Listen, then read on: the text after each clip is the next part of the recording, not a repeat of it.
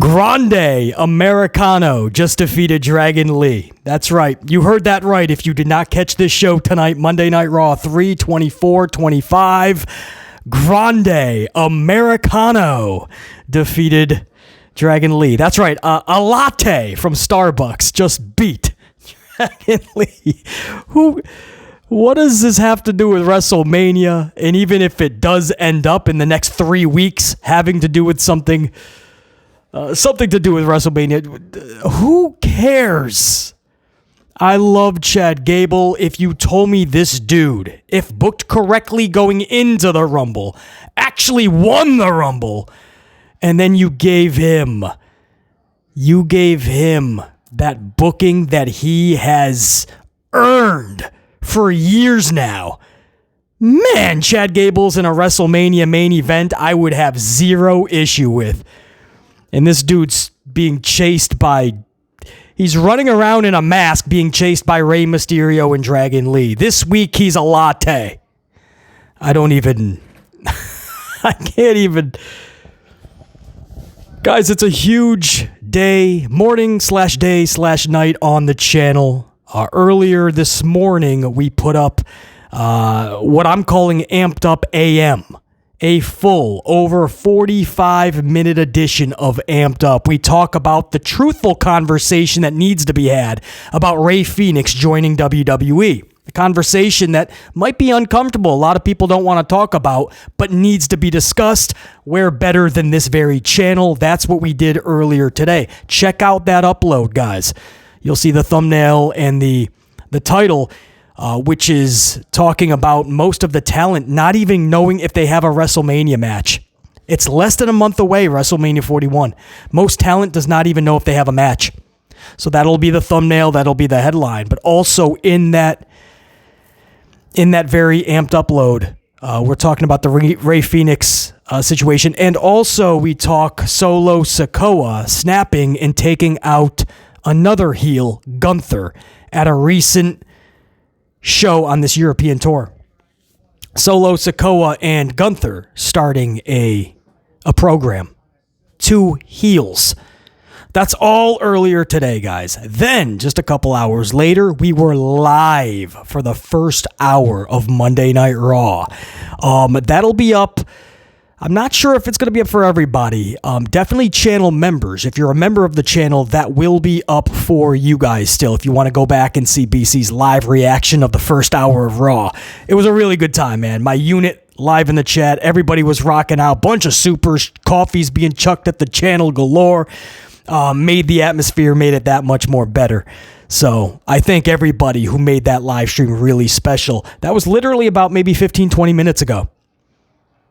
We just went off the air live. So 2 uploads already, an Amped Up, nearly an hour long, and then an over an hour long live stream of the first hour of Raw, which brings us to this upload. This is the full review of Monday Night Raw 3/24/25, less than a month away from Mania 41. If you couldn't tell by now, it's actually on the air. As I said, we just got done with the first hour live stream. But I'm doing this because of time restraints. Because I do have other business to attend to, believe it or not, aside from wrestling today. So I have to kind of do this review as they are live. Because they are live in the afternoon of a Monday right now because they're in Scotland. So there's a lot to kind of weed through. So we're going to be doing this review a little differently. As I said, Chad Gable Grande Americano just defeated Dragon Lee. But while CM Punk is coming down, CM Punk is making his way to the ring right now. I do want to hear what he has to say. But I want to kind of go over my thoughts on hour 1 in case you did not see that live stream that we put up. I will give you my thoughts on this right now as CM Punk, because this is going to take a minute, right? He's taking all in the response from Scotland. So Cena Cody started this show off. Cena once again going after the crowd. I thought it was good. I know a lot of people are not liking this. It's too slow for them. They're not mentioning Dwayne Johnson at all. Dwayne's not even a part of this anymore. He's just throwing zingers at the crowd.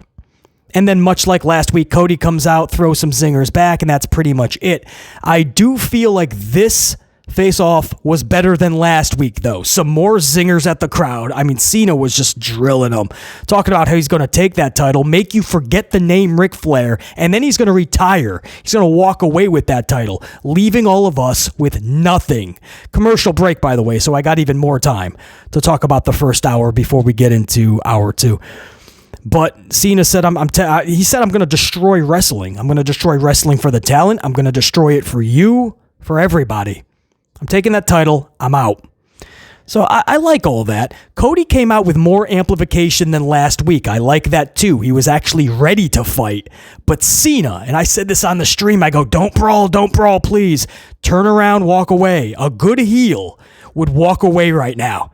Piss everybody off. Turn your back to Cody and that title right now. And turn your back to everybody who wants to see you fight. Thankfully, John Cena turned his back and walked out. And I said on the live stream, I go, that's how you know it's not Hunter's booking. If it was Hunter, it'd be a brawl. Cena said, no, it's good if I walk away. Cena understands the business. Cena walked away. I loved it. Everybody's booing. Everybody can't stand it. They're pissed off. He's not fighting. Love it. So I liked it. I understand why people can be split. I'm still down with this. I think it's very odd that there's no Rock Dwayne Johnson at all, not even on the Titantron. You're probably not going to see him until Mania, maybe the week before Monday Night Raw or a SmackDown. We then went into the Usos. Jimmy reunited with Jey Uso. This was a good, as I said on the live stream, this was a good way to give Jey Uso a break for a second. His own father said he's exhausted. Last week we saw just how exhausted he is physically. This main event thing, it's one thing to call yourself main event. And usually when you do have to call yourself something, usually you're probably not. He can't handle all of this top guy stuff. It's really dragging him down. His own father said that. But then when you saw it last week, it was actually sad. So I like how they brought Jimmy. This was a good way not just to calm him down, split the physicality, right? Make it a tag match so all the pressure is not on Jay, but also have him in the ring with somebody he's very familiar with, his own brother, his tag team partner, Jimmy. So I thought that was good. Doesn't make sense booking-wise because last week, Jey Uso beat up and took out Austin Theory, Grayson Waller, and even Gunther. All three of them he took out in a minute. But this week he needs Jimmy Uso to help with Theory and Waller. That's what I mean. You got to be careful what you're doing every step of the way because there's going to be fans like BC in the unit. They're going to call you out on that. They're going to say it doesn't make sense because it doesn't. But the Usos end up winning this matchup. Gunther once again just attacks from behind, and Jey Uso slips, and Gunther is able to get some shots in before Jimmy gets in with a steel chair, and then Gunther runs away again. So they have nothing. This feud it's DOA. Every single Monday, it's just dead on arrival already. I told you this was going to happen. Hunter doesn't know what to do with these two. He's just hoping they can get to Mania, get the damn Yeet Fest over with, and be done with it. There is nothing. It was sad. And now they're playing a new thing off of the botches from last week. They staged a slip when Jay was about to do a spear, and he slips, and that's how Gunther was able to get some punches in. So then backstage, Jimmy's like, dude, what's wrong with you? You're all up in your head and all these botches. This ain't you, man. This Jay is not going to win at Mania. And he's like, I know, Oos, I know. So they're really playing up this woe is me. I'm just down on my luck. And then on one night, he's going to pull a Rudy and sack the quarterback, right? On the one play that he's able to play. At Mania, of all times, he's going to find that Rocky moment. The thing with the Rocky moment, you guys got to remember, in the movie Rocky, the original, the best, Rocky didn't win. They made it realistic. He was not beating Apollo. He went the distance, but he did not win. All of a sudden, we're supposed to believe that this dude can't even jump over the top rope anymore. He's slipping, trying to do a spear, but at Mania, he's going to beat somebody like Gunther. I don't like this booking. The story is in the shitter. It all sucks. I can't be any more honest than I am right now with you. But I'll continue to try to be as we talk about the next thing. Valkyria defended her IC championship against Raquel Rodriguez. Why? Just 3 weeks away from WrestleMania, does Val have no program for her title at Mania? Why is she having this weird title match out of nowhere on a Raw? Questions that need answers. But we ain't going to get them because Hunter doesn't even have the answers. Valkyria rolls up Raquel. That was it. It was a clunky match. It was a clunky roll-up. And Bayley comes out to try to save because Liv and Raquel tried to attack Val afterwards. Bayley comes out for the save. I'm thinking, are they going to set up a face versus face IC title match just like they are with everything else? Face versus face, heels versus heels. But Bayley just gives her the title, gives a dap, and goes, not even alludes that she wants it. She's like, yeah, good job. And Val's like, thanks, Bayley. And it was mutual respect, and we faded to black into a commercial. So even after all of that, Val still has no program for Mania. The first hour sucked. I liked the Cena Cody thing. That's as much as I liked it. I'm not saying it was great or even that good, but at least I liked it. Cena brings it every time. Aside from that, it's Hunter Hearst Helmsley's Mania booking, which is Hunter Hearst Helmsley's booking in totality. It sucks. We went into hour number 2. Pierce was out. You know what I'm going to do? I'm going to get a swig of coffee. You guys don't have to do anything. Through the magic of YouTube, I'm going to snap. We're going to get right to the next section of this review. But I want to hear what Punk has to say. And then we'll come back. I'll talk about how we started hour 2 with the Rhea Ripley bullshit. You're not going to believe this. Or you should believe it. So we'll talk about that and everything else that happened on this show. But I actually have to give it the attention that it needs right now because Punk has a mic. I want to make sure I'm giving you guys the best possible review. You guys don't got to do nothing. Grab your beverage. Snap up on my finger. We're going to be right back with the rest of this review. Well, just when you thought it couldn't get more stupid, this whole Rollins, CM Punk, Roman Reigns powwow that they have going on for WrestleMania, just when you think Friday night could not look any more ridiculous, this Friday might take the cake. It might take the top spot for most ridiculous thing we've seen in a long time. They're actually making a contract signing with Punk, Rollins, and Roman. Punk just did a promo. No Rollins tonight, no Roman Reigns. Punk is trying to sell this on his own. And he just said there's a contract signing. Glasgow just booed it. Punk had to acknowledge that. He's like, why are you guys booing? Is it because it's not tonight? And they're like, yeah, that's it. Some people are like, yeah, that's it. I think a lot of people are booing because it's like, what does that do? A contract signing with no title on the line. They're having a contract signing with no title on the line. Guys, if there's not a title on the line and you're going to have a contract signing, it's got to be one-on-one, and it's got to be a match of such big magnitude that it suffices a contract signing.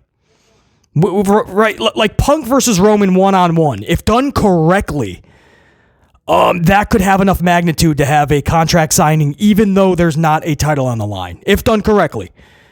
But Rollins is in this. Sorry, not sorry, guys. Rollins does not constitute a contract signing with no title on the line. It's a Seth Rollins match. So just having Punk and Roman in there, it's a triple threat that is weird for a lot of us. It's manufactured. They just made the match last week, and that's because Roman speared Punk, because Roman is upset that Punk eliminated him from the Rumble.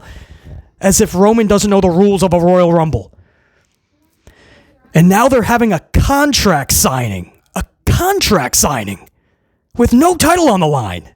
It's just a bunch of egos that want to sign a contract. It's the dumbest thing in the... It's... Why would any one of them want to fight both of them? Wouldn't you? If you truly despise the other, just have a one-on-one match individually. You get the best out of it. You really get to do what you want to do. That's the dumbest thing in the world. I'll take both of you on when I could just take you both on individually. I could just have one at Mania, I have one on Monday Night Raw, or this. None of this makes any sense, and it just got even more stupid. I was hoping they were going to rectify it, right? Hear the backlash. See how stupid this segment was on Friday night. They all stop their brawl individually and they point at the sign. Then they start brawling again. Then another one of them points at the sign. Then they brawl. Then the third one points at the sign. Then they brawl. But no.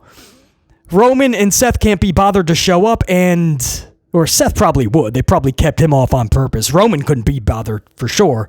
And CM Punk is trying to sell this. There's a contract signing. This is so... How do I say this? Fucking stupid.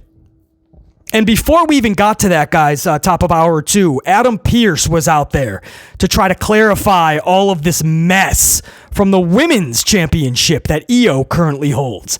That should have been Rhea, and Bianca wins the chamber, so there you go. There's your match. But Hunter, being absolutely clueless and not a damn creative bone in his body, he doesn't know how to get to that without screwing it all up. So he puts an Iyo match beforehand. He has Iyo win the championship, then thinks everybody's going to be just fine with just putting Rhea in the match, but they were not. There was huge backlash last Monday because Rhea looked like a whiny biatch. And then all of a sudden, we're on these muddy waters tonight where Adam Pearce is acknowledging how bad this has all gotten creatively. And so he's yelling, Io's out there screaming, Bianca comes out screaming, Rhea's out there screaming. And Adam Pearce's conclusion is that next week, Iyo will take on Rhea in a rematch, and then the winner of that will then take on Belair. What are we doing? Like, what are we seriously doing? How did they make this so damn recklessly confusing? This is supposed to be simple. There's your champion. That's the person who won the Rumble or the Chamber. Now set up a badass story. Have this feud that everybody wants to and needs to see culminate at WrestleMania. Instead, nobody even knows what's happening. Not even Hunter Helmsley. Or I should take that back. He knows this is going to be a triple threat, guys. It doesn't matter who wins next week, Rhea or Iyo. This is just another, it's just, they're prolonging the inevitable. All three ladies are going to be at Mania facing each other for that championship, which is going to render the Royal Rumble and the Elimination Chamber yet again absolutely irrelevant and meaningless. Because now you can win the Rumble, you can win the Chamber, it won't matter. You still could have to have a triple threat, a fatal four. You could have to enter a battle royal to win that championship. You win the Rumble, but Adam Pearce makes a Royal Rumble for it. What? A second Rumble? That's right. That's right. You just won a chance to be one of the next 30. BC, that doesn't make sense. Exactly. Welcome to Helmsley's booking. This is so... Bianca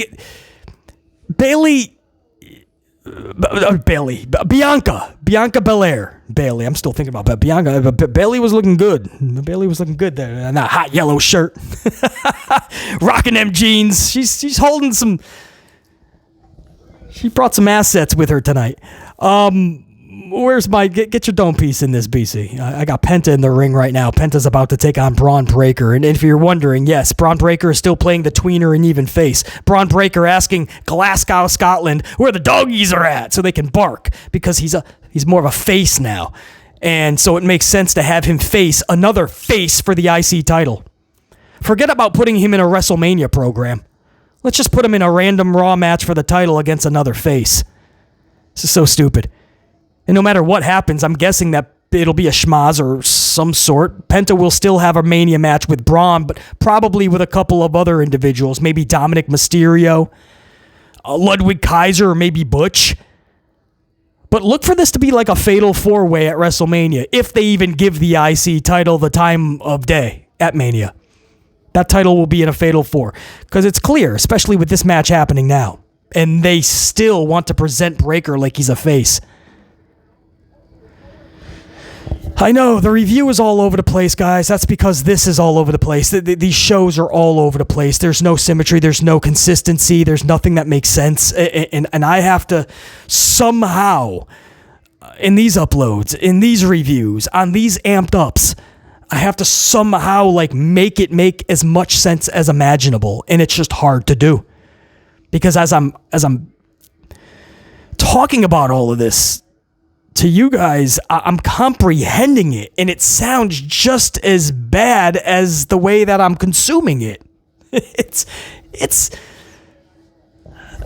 I don't understand Hunter's goal here, his objective. Penta just got there. You want the fans to really back him.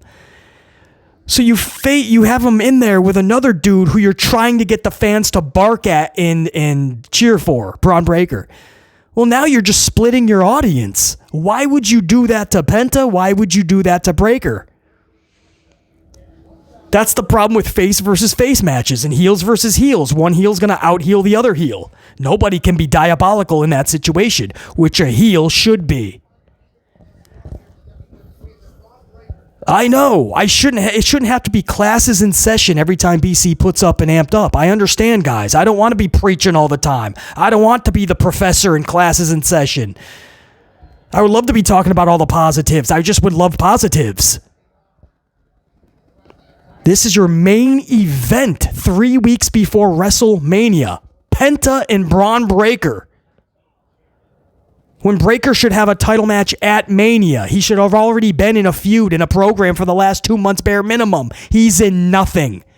He started this month feuding with AJ Styles. Then he went on to Butch, then Ludwig, and now he's in there with Penta. That's been his march. None of this has anything to do with Mania, unless H puts them all in together, like I said, at Mania. That was the storyline. He faced everybody, and then we put them all in there together. Huh?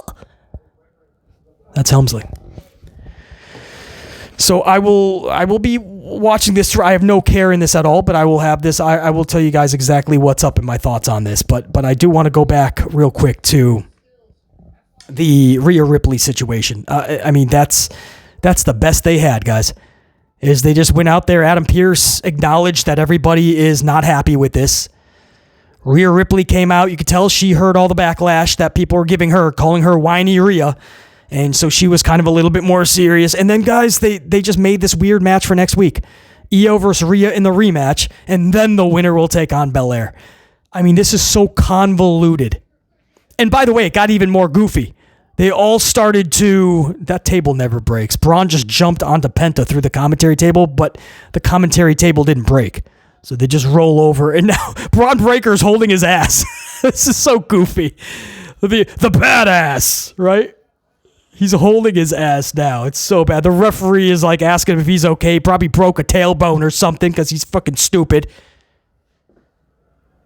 Table didn't break, landed right on his ass. Now they're going to commercial. The referee is on his black box. You want to be reckless? You're going to win reckless prizes sometimes. Dominic Mysterio and Carlito are walking down to the ring, by the way. So that's what I mean. If they do this Fatal 4, you could see Dominic Mysterio somehow in this. So dumb. But guys, it got goofier with the Rhea thing. They all started brawling, of course. They start brawling and they all start doing moves to each other, and it was so bad. It gave you a glimpse on, if you see the three of them together, just a glimpse of how it would look like, and it was bad. There's no other way to say it.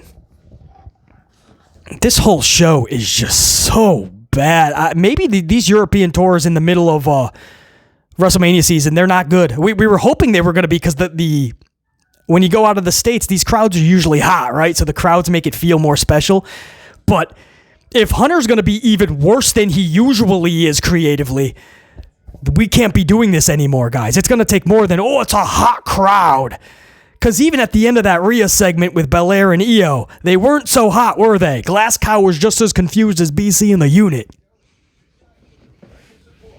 We're in a commercial break right now in this IC title match main event, Bronn Breaker and Penta. So, guys, that sums up the whole show. Cody and Cena, yet again, the best part of the show. I don't know what that truly means. That was the best part. Not a lot happened. Cena was just really good on the mic. This week, Cody showed more amplification. Cena walked away, more heel qualities than just trashing the fans, the live crowd. So that was the best part of the show. And like last week, that's where it ended. Usos, Waller, and Theory, once again, Gunther and Jey Uso have nothing. They have nothing. They're playing up the botches from last week by making Jey do another botch, and now he's really questioning himself. That's the story. Next week, Gunther's going to take on Jimothy Uso. But that was it. Gunther gets some shots in because Jey botched, and then he ran away. I mean, that's your world title main event for Mania. And then you wonder why fans are now saying, oh man, maybe this Jey Uso thing was not the right call at Mania. Yeah, I said that from day one. I wish more people listened. But at least now people are waking up. And you still got 3 more weeks of this junk-ass booking with Gunther and Jason Uso. And then we went into Valkyria rolling up Raquel. Bayley comes out, gives the title and some daps and some mutual respect to Val, and that was it. Another week down, 3 weeks before Mania, Val in that title still has nothing for Mania. Hour 2, the whole Iyo Belair Rhea bullshit. Another rematch next week, another championship match. Winner of that supposedly will go on to Belair. Make no mistake about it, it'll be a triple threat.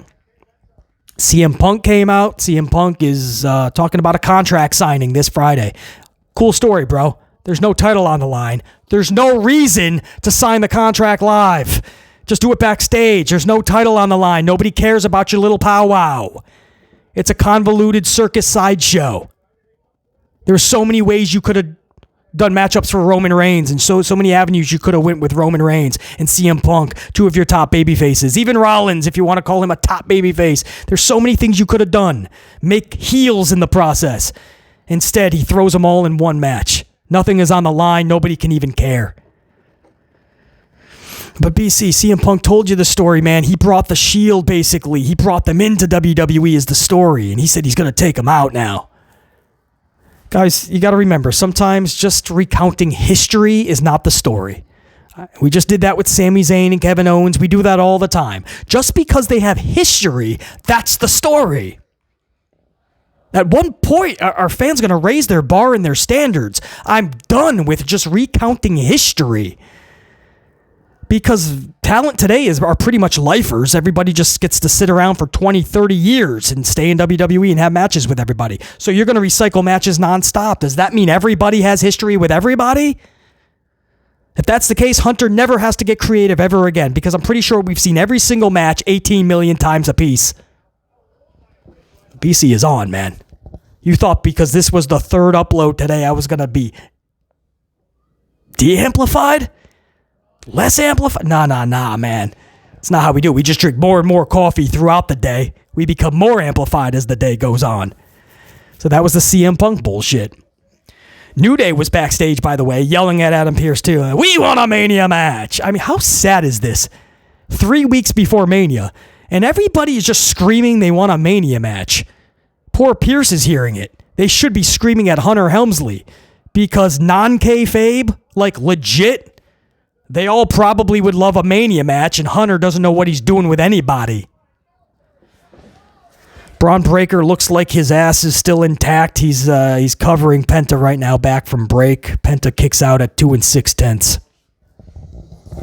All right, so the credits just popped up. In case you're wondering who is in charge of all this, who's giving you all this amazing creative, it is indeed Paul Levesque. It says Hunter Hearst Helmsley and Lee Fitting. They're responsible for this garbage. The show just now went off the air with Carlito, Finn Balor, and Dominic Mysterio celebrating at the hard cam over Penta, and Bronn Breaker destroyed on the outside from a steel chair. The match ended in a disqualification as Dominic Mysterio and Carlito interfered. So Bronn Breaker wins via disqualification. That's how this is going to shape out. So Penta takes another L, just like he oddly did in that triple threat with Butch and Ludwig Kaiser. You guys don't think these are big, man, because he's not the actual one getting pinned or whatnot, but it's just weird to have him rack up L's already. And on top of that, split your audience. There was a time, like I said, I knew this was going to happen. At the end of this match, before Braun was about to do a spear, he just started barking to the crowd. The crowd's barking back. Penta, a dude that they respect, cheered for, is about to get speared, and everybody's barking, cheering Breaker on. I mean, this is like retarded booking, man. It's like Hunter is just screwing around with the fans, seeing how much stupid shit he can have them do. It's that bad, man. Like, I want to say that's a joke, but it's almost like he's in Gorilla, just screwing with the crowd, and that's probably why he loves all these face versus faces matchups. This is so twisted. It's so stupid. It's so weird. The whole time I'm thinking, why would you book Penta like this? So then afterwards, guys, the Judgment Day jumps in. They take out both individuals. Finn Balor jumps in with the steel chair. Balor and Dominic really do a number. Balor hits Breaker with the steel chair. Breaker goes to the outside. Before that, Dominic wanted Penta to hit Breaker with the steel chair, but instead Penta throws the chair at Dominic and does a super kick. So Balor was pissed at Dominic. Like, why would you even give him the opportunity? But then Penta just got beat up anyway, so that was all for nothing. And like I said, Breaker ends up getting a steel chair to the back. He goes to the outside. Penta's destroyed in the middle of the ring, and then Judgment Day is kind of celebrating to the hard cam. This does nothing for Mania other than, like I was saying, I guess you throw a bunch of them in a fatal four. Right? Not Carlito and maybe not Butch and Ludwig anymore. Maybe it looks like Dominic, Balor, Penta, Breaker. I guess. I don't... If that sounds not fun, it's because it's not fun, and it's so, like, random, and it's so just... I can't say last minute, hey, at least there is a few weeks left. But, I mean, wow, this shows you that Hunter was not planning this ahead of time at all. Otherwise, they wouldn't be dancing... The start of the month, you wouldn't have Breaker and AJ Styles trading words. And then Styles does this weird thing with Logan Paul. You wouldn't have for the whole month Breaker in there with Ludwig Kaiser and Butch. And all of a sudden there's a thing with the Judgment. It is so frustrating how bad and how stupid this all is. It's like, it really is like frustrating, guys. And because of the channel, yes, we turn the volume up and we're more entertaining, right? We get amplified. But I mean, we wouldn't be screaming or being this amplified if we're shooting the shit with our buddies or coworkers, if we're at a Starbucks or in the office or at school, right? We'd just be talking normally. Even if it's bad, we talk about how much it sucks. But no matter what, man, just because this is for entertainment purposes, every word I'm saying is still so true. This shit sucks. Easily the worst WrestleMania season we've ever had. We said that Friday officially, finally. I've been saying that, but Friday, finally, the whole wrestling world spoke up and finally was being honest. But I was hoping some of it would be rectified tonight. And none of it was. It just keeps getting even more silly. It's like they tried to take all the backlash they received last week and they tried to put it in some of the stories, and it just became even more convoluted and twisted and weird and stupid. That's it. I'm just going to repeat myself in circles. That's it, man. This was so bad. And at this point, we just have to accept the fact that this is the worst WrestleMania season of all time and pretty much hope for the best case scenario, which is at this point that the shows are still good, right? That happens often. The build-up is absolutely horrible, but the event itself ends up delivering. It happens a lot in pro wrestling. So I guess that's the best we can hope for now, is at least WrestleMania will deliver. We'll get really good matches and this and that, and everybody will forget the whole, how bad the season itself was. But you got to remember, guys, in anything in life, it's the journey, not just the destination. And the build is part of the fun. That's why we call it WrestleMania season. It starts really before the Rumble. And you build that excitement and that enthusiasm, right? And you get captivated as the weeks go on because the feuds are getting bigger and better. We haven't gotten that at all. It gets worse and worse every week until Mania. At this point, I'm sure the suits and ties are just, they can't wait for Mania just to be over. How sad is that? How sad is it that we're talking about Mania being one of those events where at least the event itself will probably pull through, while the whole build was... or it should have anyway, just stayed in the garbage where it was founded upon on week one, because I've been calling this from week one of WrestleMania season. I said, whoa, this ain't good. And it was off the tracks and they could not put it back. It should have just stayed in the garbage from week one. That's it. Until next time, there will be that next time. 44 Dive, that's a wrap. BC in the unit, a triple upload Monday. For my unit that caught every single one. Badass. We're going to do it again just because we did the review. Does not mean you're not getting an upload tomorrow. We're going to do it all again in Amped Up Tuesday. So get ready. Buckle up. We're going to rock out. 44 Dive. That's a wrap. BC saying check you. Salute.